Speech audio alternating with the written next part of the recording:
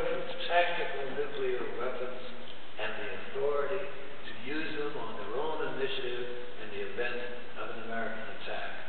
Had they used nuclear weapons, even tactical nuclear weapons, against American forces, no doubt we would have responded with tactical nuclear weapons. No doubt they would have responded to that with perhaps strategic nuclear weapons. And we would have gone up that same nuclear escalator until both sides had devastated each other, maybe totally eliminated from the earth each other's countries, and then radioactive fallout from nuclear explosions could be carried by wind and water to the far reaches of the earth until it's a planet, which is what science calls a nuclear desert. Is there a thought to think how close? Can I ask you one favor? Sure. I can't see well enough to pour myself some water, but I need to. Can you do that? I will be happy to do that. I think we don't have any glasses, but I will I'll hope. get it. Yeah, no problem. If you're having any problems with your vision that requires me to help you, let me know.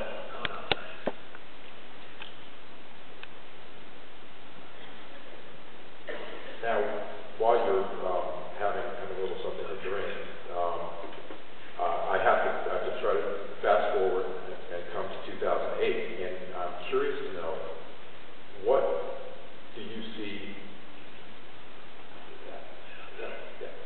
What do you see in common between the presidential election this year and in 1960? There are many similarities between the presidential election this year and in 1960. President Kennedy, or Senator Kennedy, they said, because there was a young, relatively new United States Senator running in 1960. There was a relatively new young United States Senator running in 2008. And they said Kennedy was too young and inexperienced. He said, experience, that's like the tail lights on a boat that show where you've been, not where you're going. He was also given no chance, Kennedy was given no chance of winning because of his demographic obstacle, his religion. The country had never elected a Catholic president. Obama is told that he can't win because of his demographic obstacle. The country has never elected a president whose skin is black. Religion, it seems to me, was more relevant to what people think about and how they decide the presidency than skin color.